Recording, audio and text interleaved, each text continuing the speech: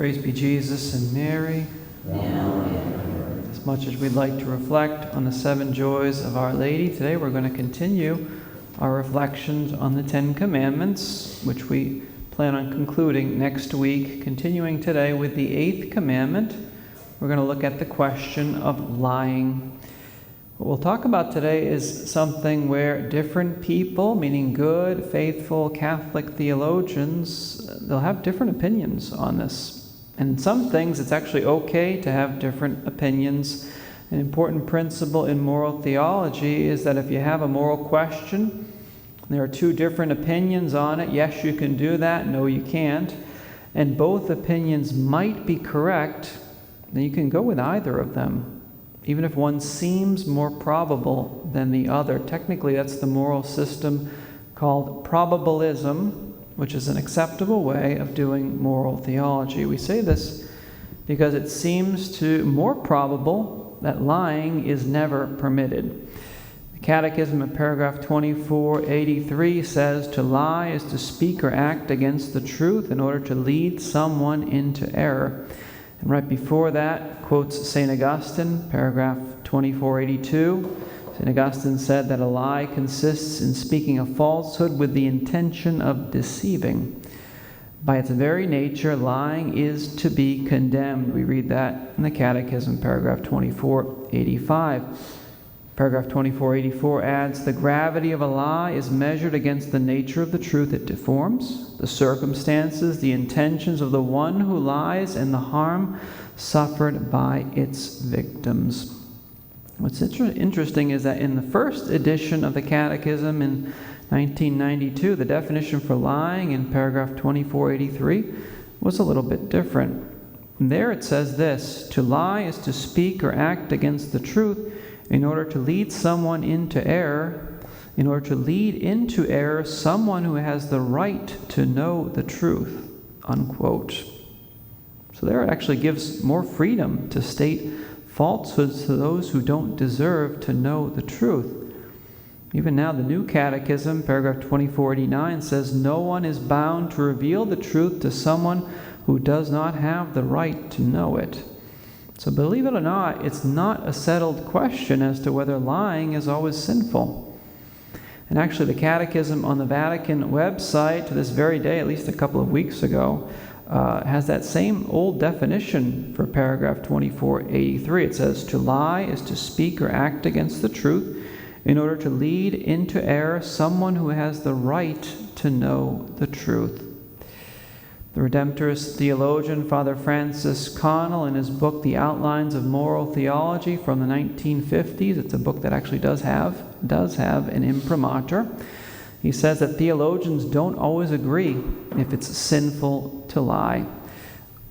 Some theologians, he says, say, "When a person is unjustly trying to force me to reveal a truth which I have a right to conceal, I do not sin if I say something to the contrary. In that event, I'm telling a falsehood but not a lie. This opinion," says Father Connell, "is truly probable, but those who accept it must be very careful not to abuse it," he says. So one of the reasons that the Catechism altered the definition of lying is probably because the principle that not all lies are sinful can easily be abused, knowing fallen human nature.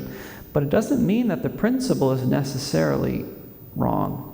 The moral theologian Dr. Janet Smith has argued, I would say pretty convincingly, that not all lies are sinful. She wrote an article on this, published in the National Catholic Register in 2011, a couple of articles as well for the journal First Things in that same year. She also debated Father Gregory Pine on Pints with Aquinas regarding this topic in 2021. Some of the things she points out we'll mention here. Dr. Smith notes that Clement of Alexandria, St. Hilary, and also Origen as well in the first centuries of the Church held that it was moral to tell a falsehood to deter someone from killing an innocent human being. St. John Henry Newman himself condemned nearly all falsehoods except those by lawyers to protect secrets told to them, and those by priests in order to protect the seal of confession. So Newman himself didn't hold an absolute ban on lying. He even acknowledged that the question was an open one, and that those who defended telling falsehoods were not rejecting church teaching. Dr. Smith also noted that the Catechism doesn't comment on the immorality or not of spying or police work or forms of deception used in warfare, things like that. In fact, there were a number of holy people who engaged in deception and false signification.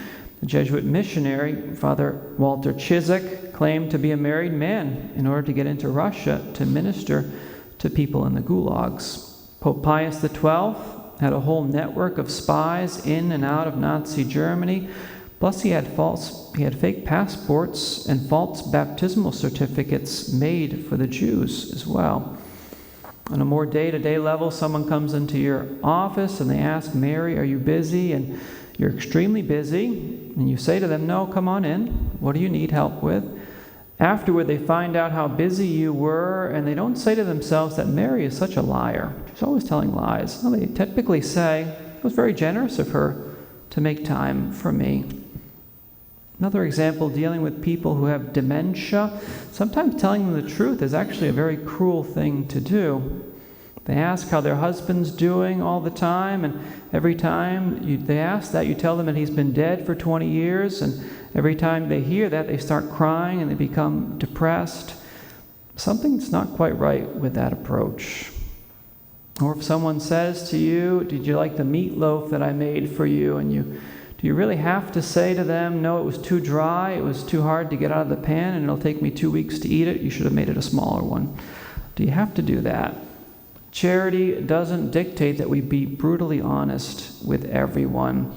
It's context which determines whether something is a lie or not, or whether a lie is sinful or not.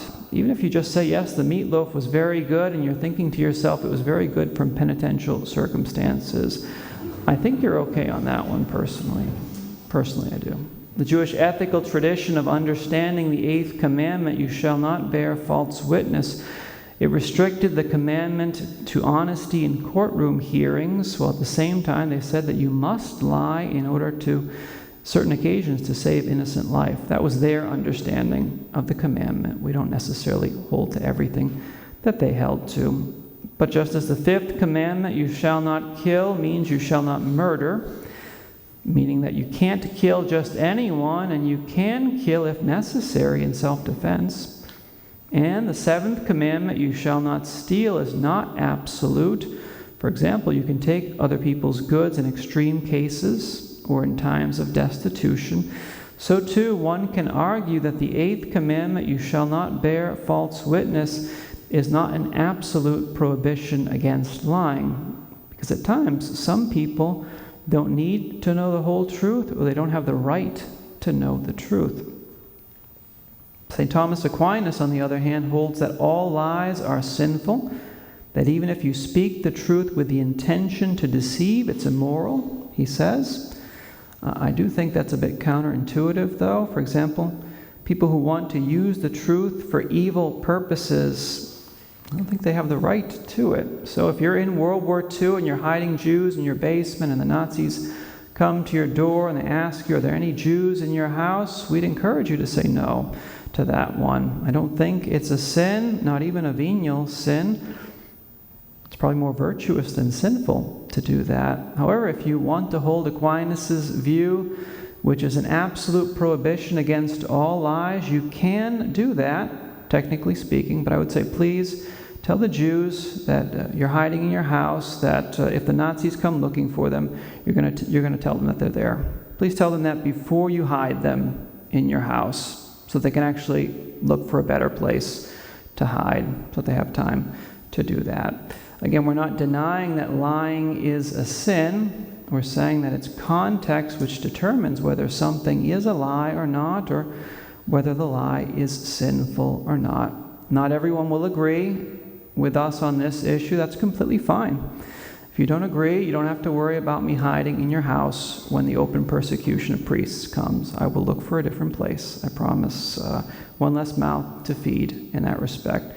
If you want to hear the opposite view of this debate, Father Gregory Pine, gives a very good job in presenting St. Thomas's view with this in his YouTube debate with Janet Smith. You're welcome to listen to that. I think Janet Smith wins the debate, though. And yes, I would hide in her house if she let me do that. And if her cooking was terrible, I wouldn't complain about it either. I'd say this is great food, great penitential food. Let's ask Our Lady for the grace to be discerning in our speech so that we always glorify God in what we think, what we say, and what we do. Praise be Jesus and Mary, now and forever.